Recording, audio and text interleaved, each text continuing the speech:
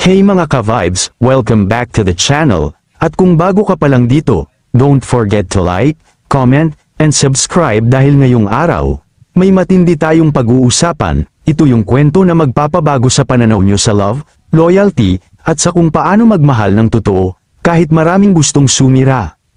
Naku guys, ito na naman tayo, isa na namang eksena sa mundo ng chismis at inggit. May isang Madam Basher, na hindi na yata nauubusan ng energy sa kakasira kay Medeth, araw-araw na lang, kung ano-anong isyu ang ibinabato, kesyo may bagong lalaki na naman daw si Medeth, kesyo lahat na lang ng lalaking nakikita sa tabi niya, nililink agad, parang wala nang katapusan ang panghuhusga.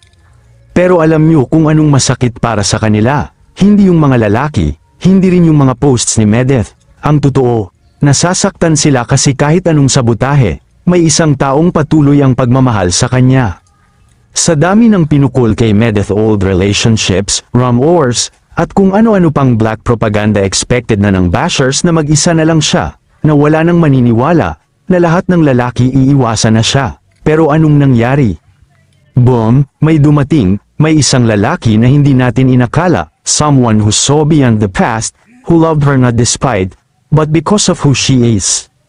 Kaya naman si Madam Basher, ayun, halos pumutok ang tenga't mata, galit na galit, kasi hindi niya matanggap na si Medeth, na pilit niyang ibinaba, ay minahal pa rin ng buong buo. Now, let me introduce to you the man who stood by her, loved her, respected her, and made her feel like a real princess. Guys, si Matt, hindi lang basta boyfriend, hindi lang basta present, sa buhay ni Medeth, si Matt ang patunay na may mga taong kayang magmahal ng totoo, walang kondisyon, walang pakialam sa ingay ng paligid. Alam niya ang past ni Medeth, pero never siyang nagtanong para manumbat, never siyang nagbago ng tingin, kasi para sa kanya, si Medeth ay isang babae na karapat-dapat mahalin, respetuhin, at ipaglaban.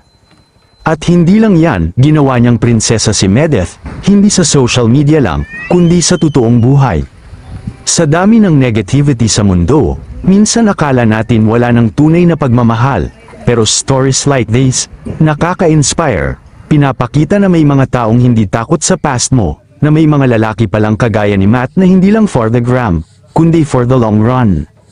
At para sa mga bashers, eto lang masasabi ko, ang inggit, hindi nakakaganda, ang paninira, hindi nagpapayaman, at ang pagmamahal, hindi nyo mapipigilan. Kaya imbes na mang-bash, matuto tayong maging masaya para sa ibang tao.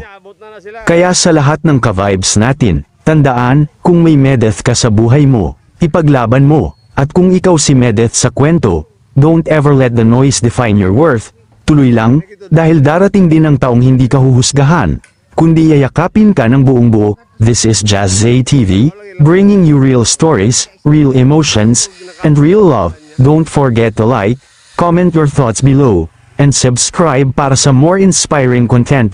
See you sa next vlog, mga ka-vibes!